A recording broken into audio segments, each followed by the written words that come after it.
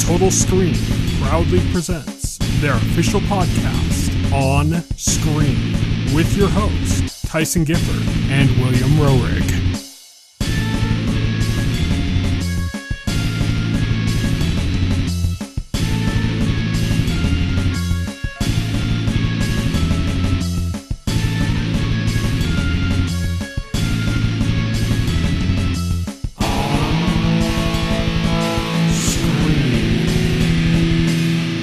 Everybody, and welcome to On Screen, the official podcast of the Total Screen. My name is Tyson. My name is Will. And today we are going to be talking about The Penguin and Agatha All Along. In addition to that, we're going to go over quite a bit of news because Netflix had their Geek Week event and Sony had a State of Play event. Plus there were some other news stories that came out kind of in this last week as well. And we also have our On the Horizon segment where we talk about what's coming up. And that's where we're going to kick things off with our On the Horizon segment.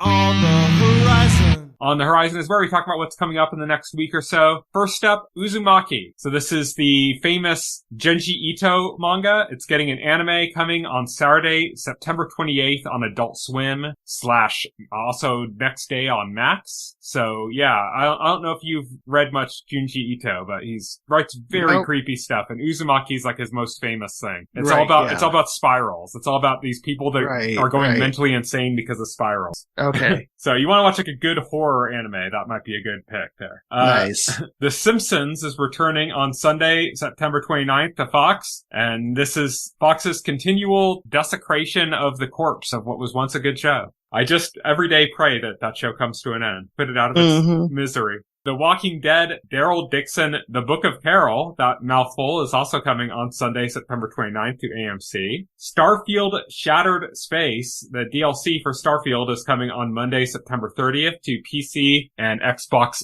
Series X and S. Dan to Dan, which is a anime series. It's kind of like, you know, every season there seems to be like a big anime series, like maybe 2 seasons ago it was like Kaiju number 8, you know, or like a couple seasons before that it was like Chainsaw Man, the ones that you kind of hear about all the time. Dan to Dan's supposed to be the next one for that, and it's next one of that ilk, and that's coming on Thursday, October 3rd to Netflix, Crunchyroll, and Hulu. That's another sure sign that it's the big one when it's coming to like every anime streamer. Oh, for sure. Just one. The Legend of Mox Machina is coming back to Amazon Prime on Thursday, October 3rd. Salem's Lot, this is a new made-for-Max movie, is coming out on Max on Thursday, October 3rd. That's the Stephen King story, of course. It's What's Inside, which we covered before. We covered like a teaser trailer for, is coming on Friday, October 4th to Netflix. That's the one where the guy like has some contraption and hooks everything up. Remember I said it had like Flatliner kind of vibes to it? Oh, yeah, exactly. Yeah, that's going to Netflix on Friday, October 4th. And Joker Filet Adieu is coming on Friday, October 4th to theaters. That's the second Joker movie with Harley Quinn. So that is our On the Horizon segment, and now we're moving on to On Beat.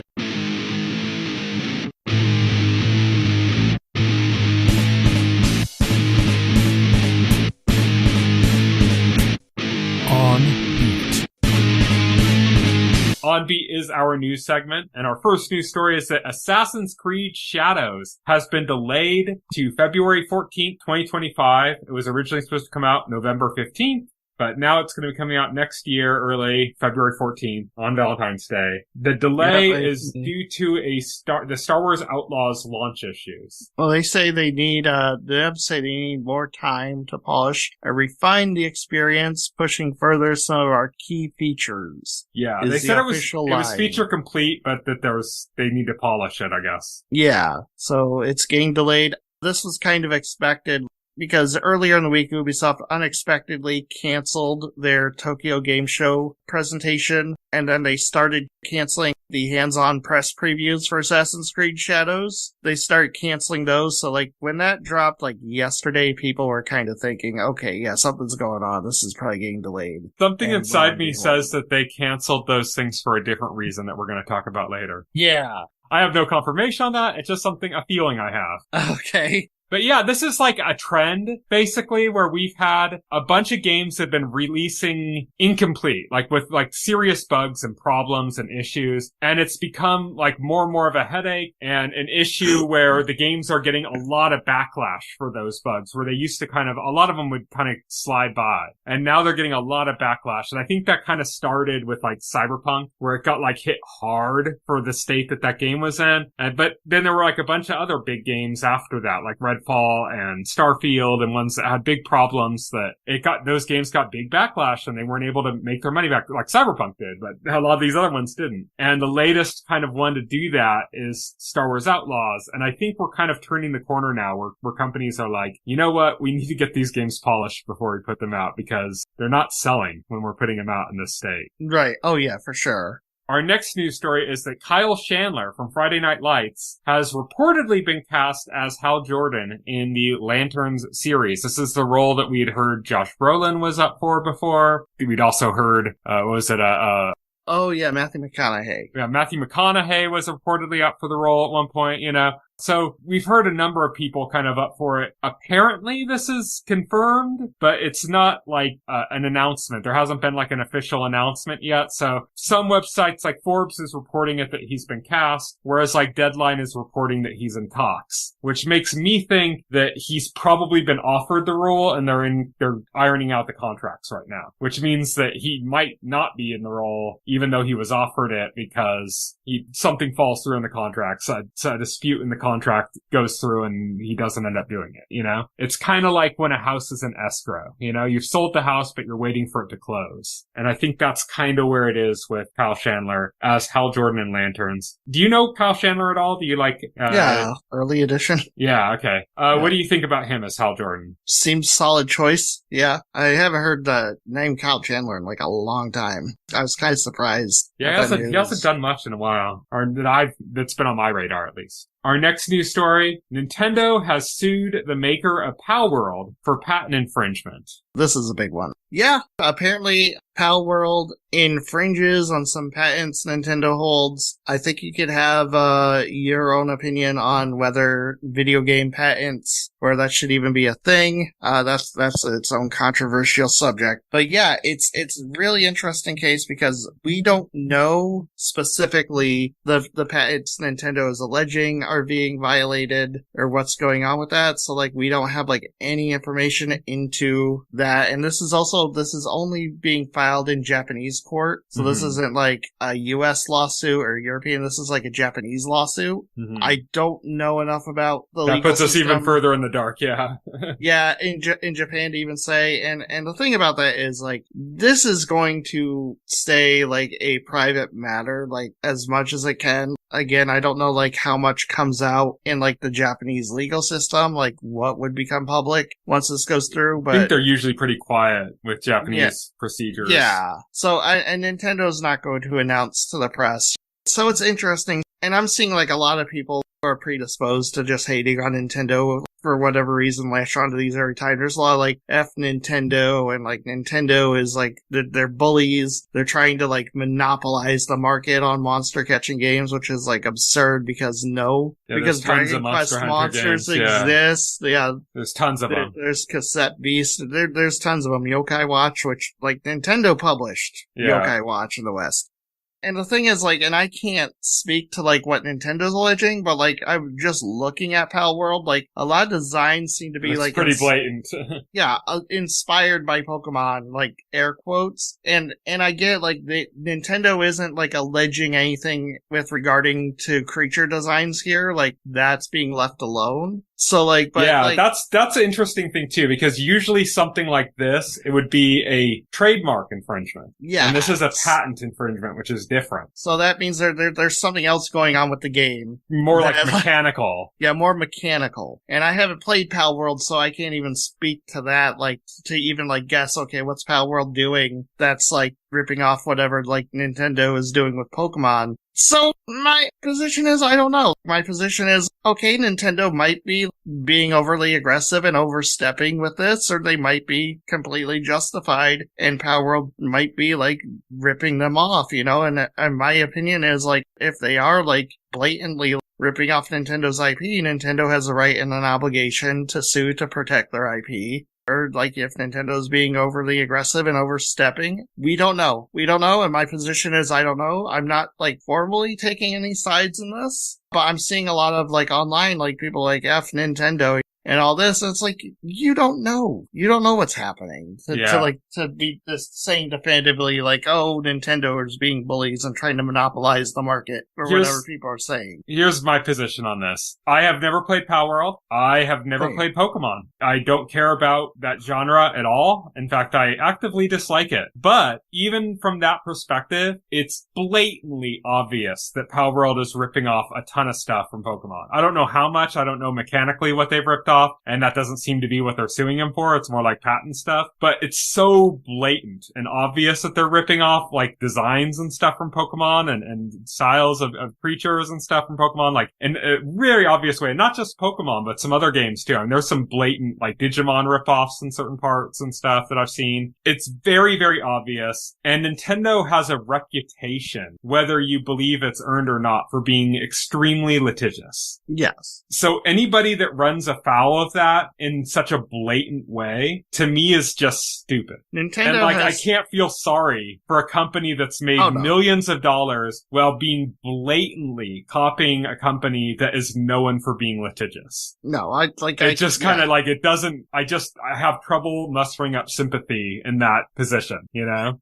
Same. Like, I don't have sympathy for anybody that's blatantly appropriating Nintendo IP for, like, their own games. Yeah, it's not even just because, like, I feel bad for Nintendo or something. It's just because they already have a reputation for being litigious. Yeah. So if you're, like, poking the bear and then the bear swipes at you, you can't turn around and start crying to me. It's like, yeah, you were poking the fucking bear. That's kind of, like, my position on it. It's like, you kind of did this to yourself. It's funny because, like, a lot of, like, the thing, like, people say, people will call you a bootlicker. Yeah. And the thing is, like, for me, it's like, I do believe corporations have certain rights, and one of those is, like, the right to the intellectual property that they developed and the right to protect that property. And that's universal. My opinion would be the same if this was Sony or if this was Microsoft. It's not like it's an abandoned IP either. It's like something that they put out annually. Yeah. For me, it's not a Nintendo thing. Like, my opinion would be the same if this was like Sony suing or Microsoft suing. If they'd ripped off, like, anything like, I don't know, like Horizon Zero Dawn. If they ripped that off wholesale and Sony was suing them, patent infringement, like, my opinion would be the same. So it's like, it's not like me being a Nintendo fanboy or Nintendo bootlicker. It's like me saying, like, I believe corporations have the right to protect the IP that they developed, and that they should. And for me, like I said, I don't give two shits about Pokemon. So, like, it doesn't mean anything to me. I just think that they're so stupid to have put themselves in the situation in the first place.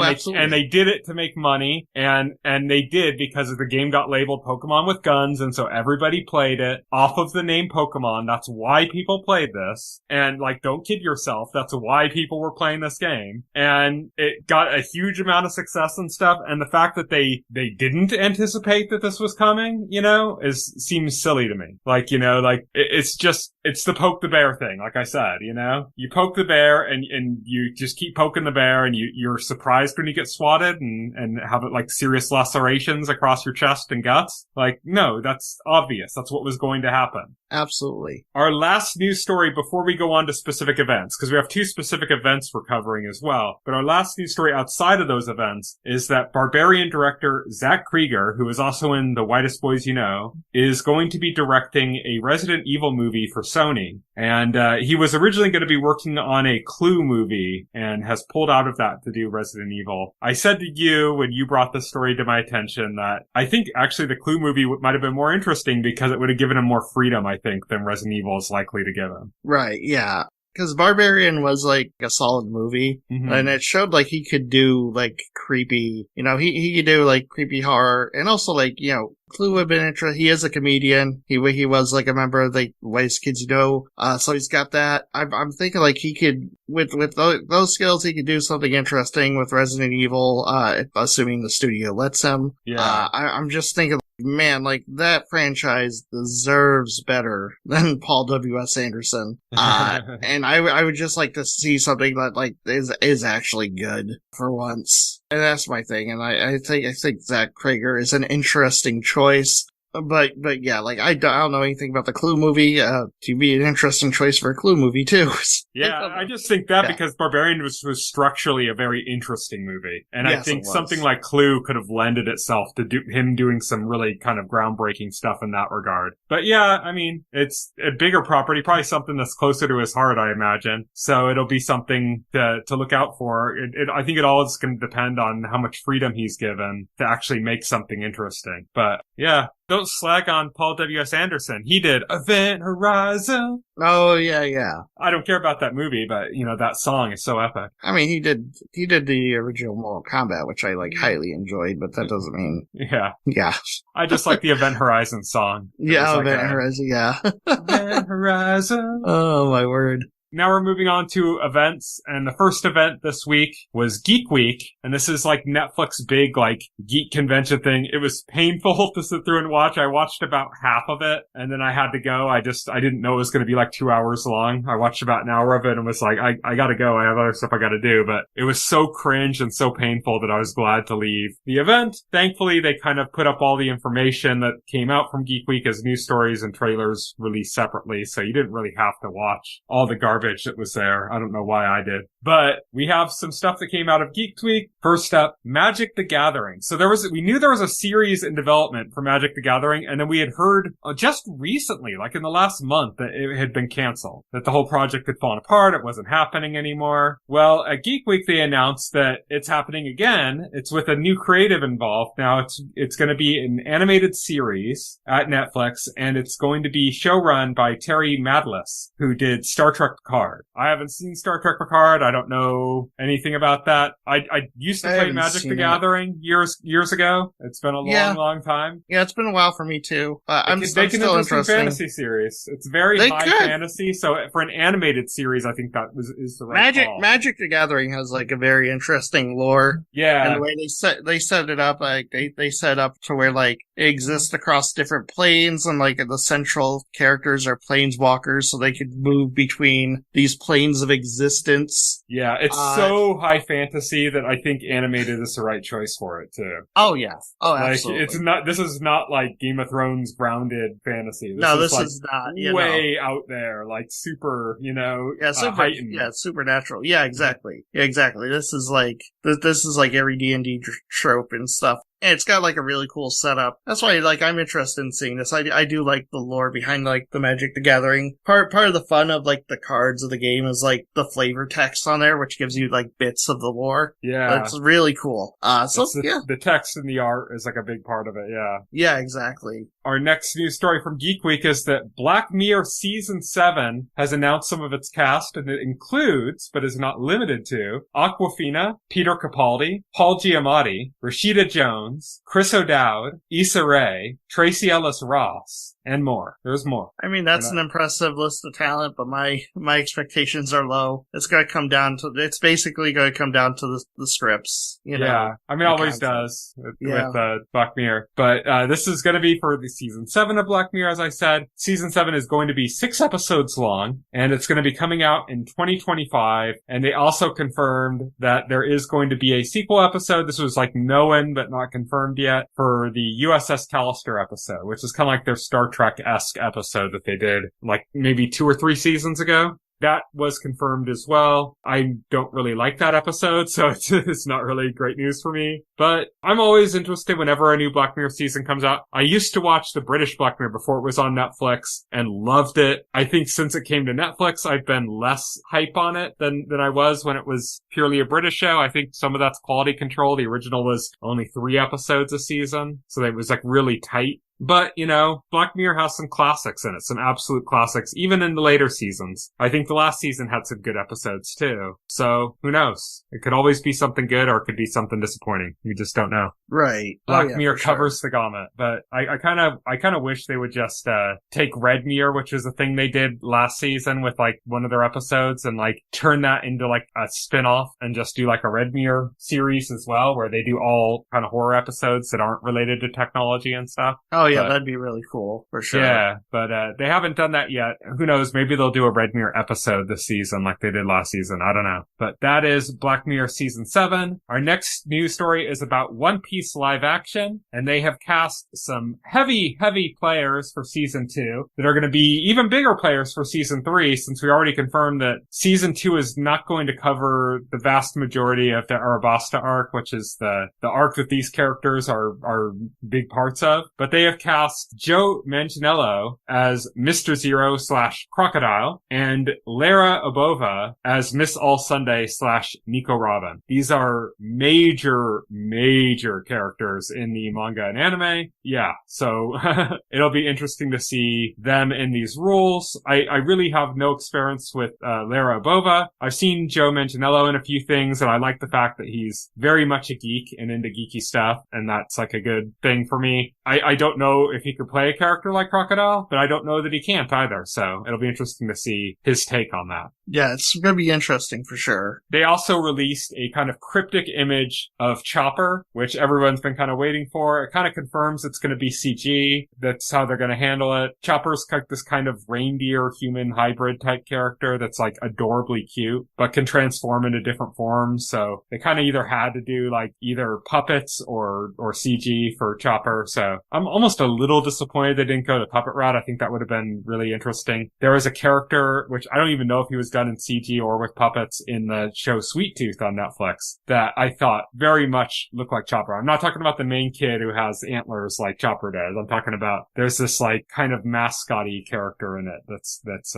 I think that's like that kind of look is what would really work for Chopper, but you can't even really tell in the image they released. It's like in the shadows and you can just kind of see like a furry outline, and that's about it. Right. Also from Geek Tweak, Cyberpunk. So we've talked about before, Cyberpunk Edge Runners was the Cyberpunk 2077 spin-off anime series that was on Netflix that was amazing. If you have not seen Cyberpunk Edge Runners, just watch it. It's really, really good. And it was done by Studio Trigger. Everybody was like, are they going to do a season 2? Anybody who's seen it would know that season 2 would make absolutely no sense for Edge Runners. For where the characters are in that show, it just would not make sense to do a season 2 of it. But I think the whole point was that people really wanted was like another Cyberpunk anime. And that was announced, that they're going to be doing another Cyberpunk anime, another collaboration between Netflix and CD Projekt Red. They did not announce the anime studio this time. Last time when they announced Edge Runners, they very clearly announced that it was Studio Trigger because that was kind of a big get. They haven't announced what studio is doing this, which makes me a little bit apprehensive, but I don't know, man.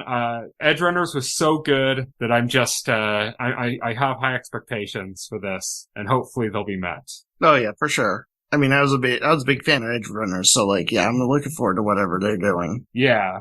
Next up, we have another video game anime adaptation on Netflix, and that is Devil May Cry, which is coming from Adi Shankar, who did the Castlevania series. He didn't run the Castlevania series, he produced it. It's going to be the same thing here, I believe, with Devil May Cry, but basically expect like Castlevania series vibes but Devil May Cry story, basically, is what I'm saying.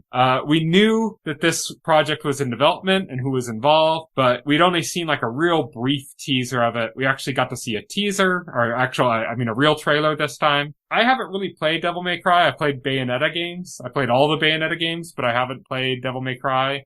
So all the iconography and stuff in the trailer, all the characters, none of it means anything to me. I don't know any of it. So as a Devil May Cry fan, how was this trailer for you? Looked fine. Looked like Devil May Cry. Does it look like they're getting the right tone, or? Yeah, it does, for sure. Yeah, I mean, it looks like Devil May Cry. Looks interesting. Yeah, so that's a Devil May Cry, and that's the rest of Geek Week. We're now going to move on to State of Play. This is Sony's event. They do not annually. They do it several times a year, where it's kind of like their equivalent of a Nintendo Direct, where they show off their games they have coming up. And Tokyo Game Show is right around the corner. As we're recording this episode, I believe, like, the doors are open at the convention center in Japan now. It's like the first day, you know? But they had a State of Play. They showed a bunch of games, and a few of them were pretty interesting. And we're going to start things off with The Midnight Walk, which is like a claymation style game that just looks absolutely stunning. What was your read on that? Oh, that looked amazing. I was, like, surprised. Like, oh wow, like this is like full claymation. It looks stunning. It looks really cool. Looks really fun. I love the character designs. Yeah, I'm down with this. Yeah, I was like, it's cool. I want to see more of like what the moment to moment gameplay looks like. I think what we saw was a lot of like set piece type stuff. Yeah.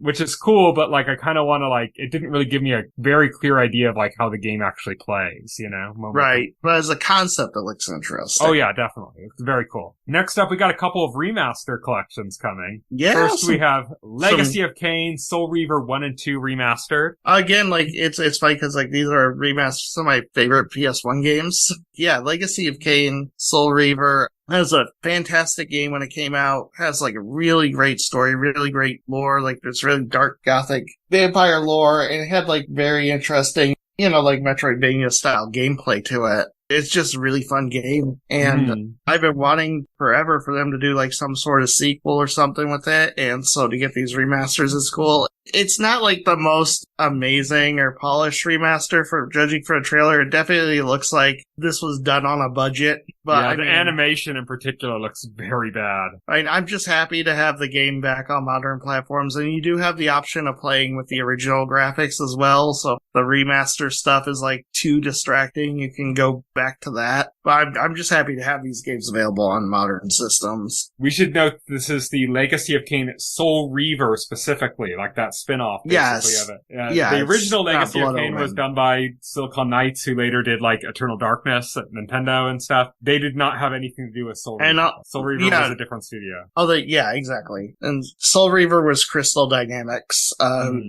Silicon Knights did the original with Blood Omen, which was actually like a 2D top-down Zelda-style game. You know, like, versus, like, it was more RPG than that, but, like, it was like a 2D top-down game versus, like, the 3D games where, like, Soul Reaver was. I actually never played Blood Omen, so I can't, like, attest to it. But it's a different developer, very different kind of game. I think a different main character even. It's Kain. Kain is the protagonist of Blood Omen, and then Raziel is the protagonist for Soul Reaver, and they spin it out too because they did do like a Blood Omen 2, which also Silicon Knights had no involvement with, and then they did Legacy of Kain Defiance, which brought the two series like together and also into like a sort of conclusion for the franchise. This series was also kind of like Darksiders before Darksiders. Yes. Really cool games, like, so I'm happy to see that for sure. This actually like got leaked off the PlayStation Network website. Like the day of the State of Play, right? Like, yeah, in the morning. Yeah, in the morning. And what's funny about this is this isn't like a Sony exclusive. This is at State of Play, but this is coming out for like Xbox and Switch as well. Same deal with our next one, which is also going to be on multiple platforms, including Switch. That is the Lunar Remastered Collection, which includes Lunar Silver Star Story and Lunar Eternal Blue. These are games that have gotten like tons of ports, but it's been a while since we've had one, so they aren't on modern systems at all. No. So it's good to have these back. The last port was a Silver Star Story on iOS and Android, I believe. So. And I think they did. I think they might have done something on DS. Yeah. Well, they did a sequel. They did Lunar Dragon Song on DS, which was garbage. Total garbage of a game. Total disappointment. We don't need to bring that back. Did they do like an actual port of the two games for like either PSP or Vita? I think they might have. I don't know if they did Eternal Blue. They did Silver Star Story for PSP. Yeah. What's interesting is the PSP versions and all the versions since the PS1 version. Like the PSP was localized by Exceed, so it had like a completely new like English translation than the PS1 or Sega CD versions. The same with and that carried on to like the following ones, which the PSP came out first, and then they released it for Game Boy Advance. And also, like I said, the iOS, Android. Apparently, this one Touch. has the original translation, yes. Which is a kind of a beloved translation. It's one of those things where, like, the people that really loved it are going to be really excited that that's it. I am kind of against people who it. Hated it, yeah, like I didn't hate it, but it's just I'm against over localization. So this is interesting because, like, when the trailer starts, they're playing the theme song from Lunar Silver Star Story Complete on the PS1, and we know it's the theme song from that because it's that version of the game is the only version that has that song with those specific lyrics that are playing in the trailer. Mm-hmm. Like Exceed, when they relocalized it, that song is in there, but it's completely different lyrics because they retranslated the song from Japanese to English, and it ended up with completely different lyrics than the Working Design version. So this is using the Working Designs translation, which is interesting. Yeah, I know that. What I'm curious about is that I heard that they also kept, like, so you can play it in Japanese as well. And I'm curious about if you're going to have the same text. Like, is it going to show the text from the over localized version? Or are you going to have like a separate text for that version that's more accurate to the translation? I'm probably going to guess no, because that's extra work. And also, like, for one thing, like, Working Designs, like, Vic Lucas, like, he owns the rights to their localizations for Lunar games. Mm-hmm. It's interesting because, like, a couple years ago, Sega released the Sega Genesis Mini 2, which included, like, Sega CD games on it, and the Japanese version of Unit had Lunar and Eternal Blue for Sega CD on it. Those were not present on the American version of Sega Genesis Mini 2, and a lot of people, like, I guess it was, like, not outright stated, but a lot of people guessed it's because, like, Sega could not come to an agreement with Victor Lucas over the licensing of Working Designs translations for those games, and it wasn't there. So, like, apparently Gung Ho, who's doing this, got in touch with Victor Lucas, struck a deal for Working Designs localization, because it's clearly there in that trailer. And I think if they were going to do something like, also like have Exceeds, like, they would have to strike another deal with Exceed for that, or they would have to do their own, like, English localization to have, like, a separate one. Just seems like too much than what they would, like, realistically do. I mean, I would hope that they would do something, because it was very over localized. And by that I mean, like, they changed huge swaths of, like, character dialogue and stuff.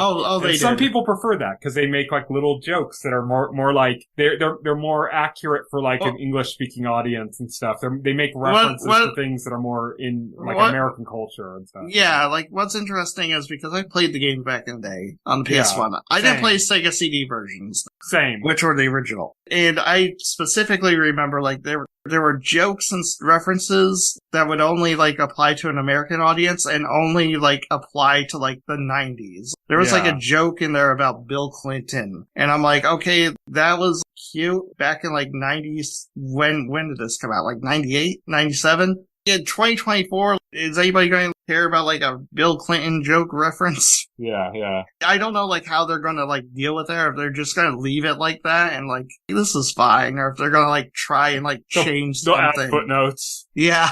I don't know how they're going to, like, handle that, but yeah, I just thought it was interesting that they were using the Working Designs localization instead of, like, Exceeds or, like, their own brand new localization, because I totally was not expecting that. Yeah, but I'm super excited. I mean, it looks like the original game. Like, all I need is for, like, them to take the original game and, like, upscale it to 1080p widescreen. The main thing is that the full motion video looks, like, really clean. Yeah, it looks really cleaned up. That was a problem, because if you played it on, like, PlayStation, like, it was pretty garbagey watching it. Like, it was very low resolution. It was like 320p, I think. Oh yeah, very low resolution. I mean, it looked, like, artifact heavy. It looked fine on on the CRT TV, or like the CRT TVs like I had at the time. It looked And pretty blurry even on those. And I think like it was par for the course for PS1 at the time, so like it was still at the point like where it was cool, right? I mean, that game had like an hour of full motion video. Oh, which yes, was it a lot. did. Oh, yeah. That was a lot at the time. Like fully animated, full motion video. And that was like kind of way ahead of its time. Like nobody was doing that much, at that time.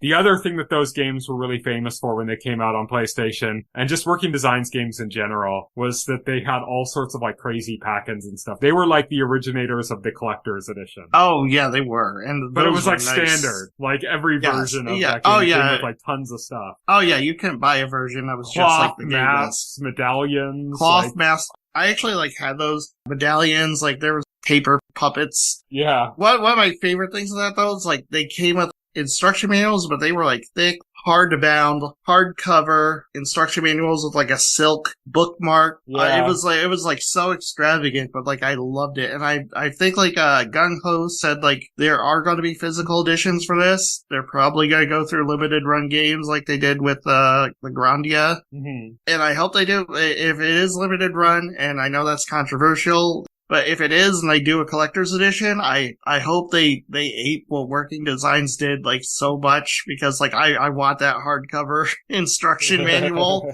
and all that. Like I will buy that just to have that experience again. That's Lunar Remastered Collection. And then the last game that we're going to talk about from Sony's State of Play event is Ghost of Yotoi, which is like the sequel to Ghost of Tsushima. New main character, same medieval or same feudal Japan. 300 years after Tsushima. Mm-hmm. A new main character that has like people up in arms on the internet. So, oh my god, it's a woman. They ruined the masculinity of the franchise, apparently. Game looks stunning, as you expect. It does. Ghost of Tsushima was stunning. This looks stunning as well. I like that they opened up on the black and white, which was like, Ghost of Tsushima had a mode called like Kurosawa mode. It was like black and white, added like kind of a film grain touch to it, did a few other things that kind of changed it, and it was like cool, because it made it kind of look like you're watching a Kurosawa film. And I like that they opened the trailer for the game like in black and white, like in that way, I thought that was a nice touch. Oh, absolutely. That was really cool. This is also the game I was referencing when I talked about Assassin's Creed Shadows being delayed. Oh, I see. Okay. Ubisoft saw this game and was like, oh, fuck.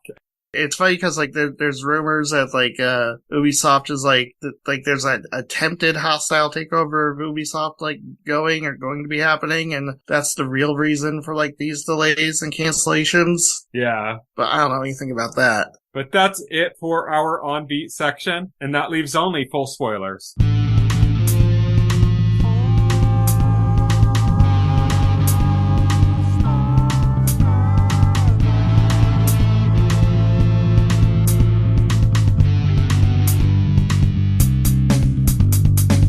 Full Spoilers is where we talk about a show or game or a movie or something in full spoilers. This week we're talking about 2 shows and 3 episodes total. 2 episodes of one show, 1 episode of another. These are the big Marvel and DC shows that are running concurrently. And so we had to talk about both of them because they're big deals for both of us. And we're going to start things off with Agatha All Along, which could kind of basically be called WandaVision Part 2. I like that it's also in the opening credits for the first episode. It says based on the Danish series WandaVision, which is like, oh yeah, because they do keep up. One thing that WandaVision did that was really cool, especially in the early episodes, was it kind of like was aping on like these old kind of sitcom tropes. And so each episode was like a different era of like sitcoms. Like it started like 50s and 60s, 70s, 80s, like that, and referencing different kind of shows. So like it was like first one was like I Love Lucy kind of, you know, and then there's like a Malcolm in the Middle style one and stuff. Yeah, and that was the gimmick. I like that they kind of carried that over here a little bit, where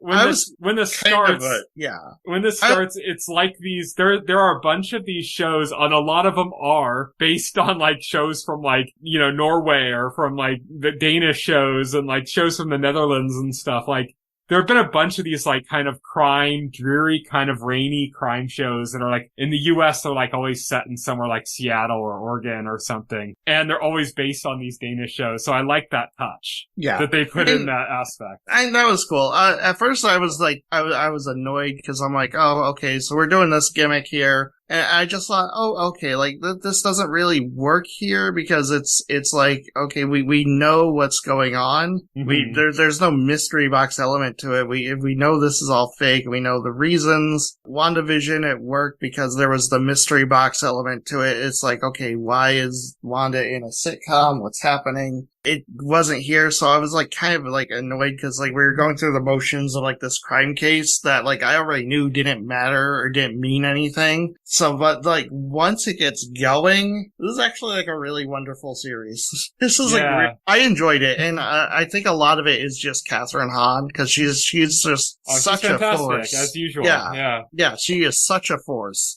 One of the things that struck me with these 2 episodes is it's camp, but it's not, it doesn't go as hard into the camp as I thought it was going to go, like based on the trailers. Like there's a certain level of restraint. I don't know if it's going to keep up with the rest of it, but it was interesting. They managed to keep it like sort of grounded.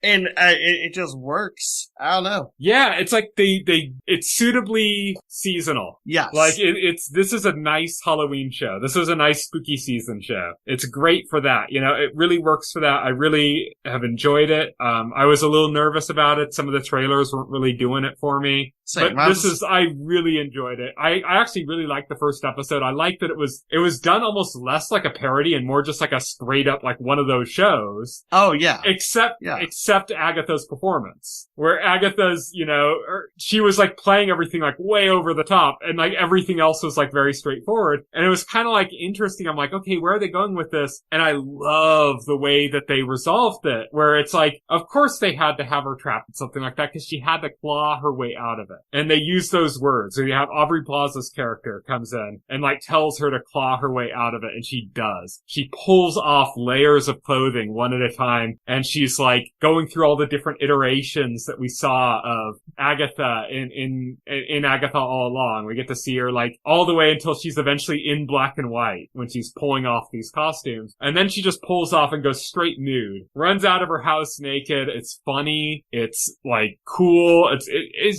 I just loved it so much. I loved the fight between Agatha and Aubrey Plaza's character. Oh yeah, really cool. Aubrey Plaza playing a witch is just fucking awesome. Aubrey Plaza is like fantastic in this. Oh yeah. She's so good at these witchy kind of roles. Like it's what made her so good in Legion too, you know? Oh, absolutely. And yeah, I can't wait to see more of her in the show. The whole thing, like gathering up the coven to go to the Witch's Road. Yeah, I actually I was a little bit nervous about, you had mentioned the character of Teen, in quotation marks. Yeah, Teen. That we already knew who it was and why are they doing it. I was a little bit worried about that character. He kind of seemed like, I don't know if like he's going to be all that interesting. He was actually really charming and like I really enjoyed his time on screen and I enjoyed like all of his moments in it. I loved the part where they opened up the road and they're just kind of like staring at this doorway, not going down it, like, and he's running away literally from the like the Salem 7, or like, and he just like goes right house. down the road. Yeah, he just goes right down, you know, like he's all, it's just the road, okay, we gotta go, and he just like goes right down with like no hesitation. I thought that was really cute and really charming and really fun. That's what this show is to me. It's fun. Yeah, it's fun. I've enjoyed this so far so much. So far, it's a fun Halloween show. I'm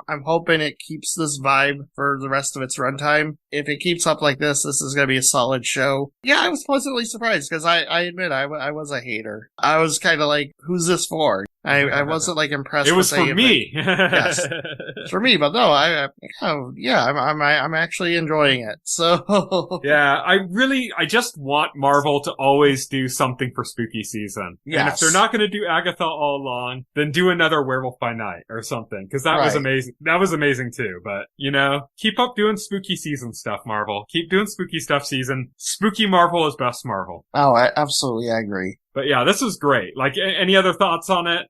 Nope. I really like this a lot. I said to you after I watched these episodes, and I still agree with what I said, is that the other show we're going to talk about is the better show. It just is. It's better written. It's better put together. It's got better production. It's like a better made show. I still say Agatha All Along is the one that I enjoy more. They're very different shows. I can't really say. This is like The Penguin is more of like our hard-boiled crime thriller. Mm-hmm. Yeah. And it's also like very dialogue heavy. Mm-hmm. You have to be really into, dialogue heavy stuff. I see like people say like it's slow. It's like, well, it's more of a character drama than it is like an action show. It's supposed to be like Sopranos or Boardwalk Empire, Yeah, exactly. So what did you think of Penguin from the first episode? I thought it was excellent. I thought it was great. Yeah. I really loved it. Colin Farrell really disappears into that role. It's insane. Yeah, just like you did with Batman. It's like you don't even see him. Yeah. No, you don't. And that makeup is incredible. It looks real. Somehow it looks, there's scenes where I'm just staring at him going like, I can't see like anything that looks like Uncanny Valley there. Yeah. It's crazy. Yeah, it's great. He's good. I love his little wobble. Like that's the ode to kind of the traditional penguin aesthetics, Right. Oh, he's yeah. very yeah. different like from the traditional penguin, but he's got that kind of waddle, and that's he's got the waddle. Yeah, exactly. I think what surprised me here, what I think was like the most appealing thing to me in this, besides because we already knew Colin Farrell was killing it as the penguin because he did in the Batman, Yeah. Oh, yeah. Exactly. So we already knew that. So I think what's really bringing life to this for me is the character of his driver. Oh, yeah. Victor Aguilar, who is the kid he picks up, like, trying to steal rims off his car. The like, whole right time I'm watching the episode, I'm like, this kid looks so familiar. And I looked it up eventually, and he was in The Runaways. So he was in a Marvel TV show. Oh, interesting. Okay. He was one of the Runaways in The Runaways. So I was like, okay, that's what he's from. So if anybody else watching this like me was like, that kid looks so familiar, but I don't know who it is. He was in The Runaways. Now you know. Oh, okay. Yeah. He becomes like the penguin's sidekick. Yeah, and it kind of becomes like a protege. Yeah. It makes it interesting. I think the best part of this episode is before we meet that character, we kind of set up the conflict that starts driving this series, which is that, Carmen Falcone died in the Batman. He was assassinated. Yeah. And we knew like going into it, okay, there was going to be a dispute between, who's going to be the head of the Falcone family, what's going on there. And they start setting that up like, oh, we're getting like news report information about like, oh, this one kid, Alberto Falcone is like his son, head up the crime family, but he's like a drug addict and there's some problems there. And so we're set up initially like, okay, so that's what the series is going to be about. It's going to be about him versus other people in the Falcone family, and the penguin is like kind of a free agent floating between them, trying to grab for power for himself. That's quickly dispelled because the penguin just straight up kills him in the first episode, in the first episode, because he laughs at him. Yeah, because it's a very impulsive thing that he does, Yeah. Like, yeah. And that drives like the central conflict because the entire episode's basically about, Penguin trying to cover it up, yeah. Trying to cover it up, yeah, and keep his ass. And then like we get, his sister, which is another fantastic character. I thought that was his mom. It's his sister? No, it's his sister, yes. Okay. Sophia Falcone. Okay. No, I thought you were talking about, Oz's mom for a second. Oh, gee, no. No. I was like, that's his sister?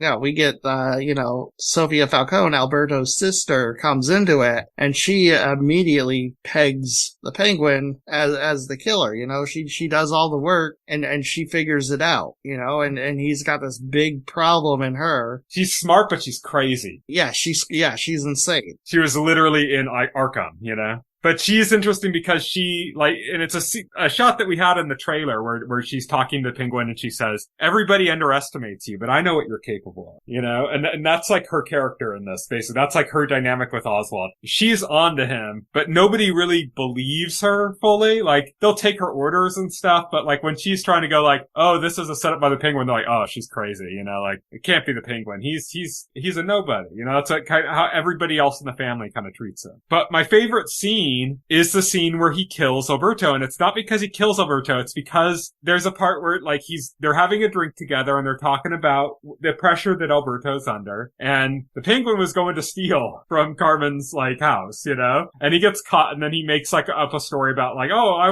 was trying to get the jewels for you because other people were going to steal them or something. And it's very transparent. And Alberto's like, you know, talking to him, and basically he's like, you know, I don't know what I'm going to do. This is like hard. I have a plan.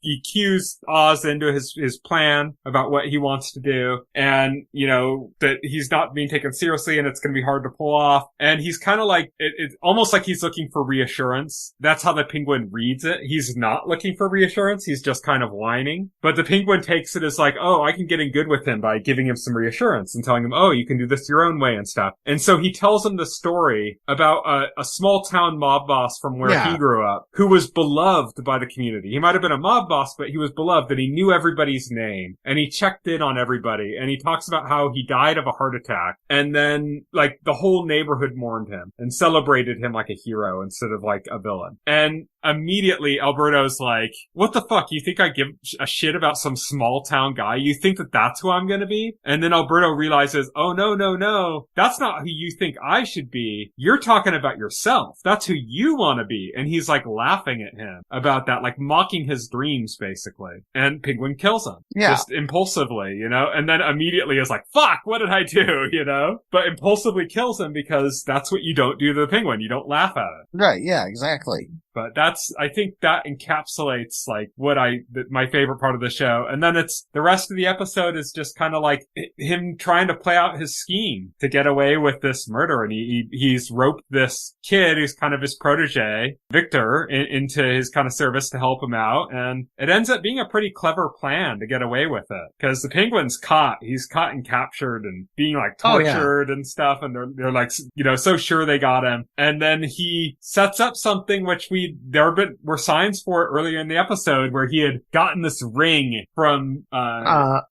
From Alberto, who, you know, they got it from Sal Maroni, who is the boss of the competing crime family played by Clancy Brown. Yes, great choice. Great choice, yeah. And there's a scene where Penguin's visiting him in prison to make a deal, you know, with him to kind of deal with Sal Maroni, and he gives him back his ring, right? And we think Penguin did that as a gesture to get in good with him, but no, it was part of his plan to cover up his crime. Because we're at a point where Penguin knew he was caught. He knew, like, the body was going to be discovered, that people were going to find out, like, and so his Hail Mary was, like he sets it up so that he pins the murder of Alberto on Salvatore Maroni instead. And it seems to work so far, like, yeah. Yeah, it was really cool. It's like when everything came together that it cuts to, like, you know, Cobb and Victor, and they're kind of hanging out and they're having, like, the suicide slushie. Yeah, which is like a cool little story that they were telling at one point in the episode, and Oz was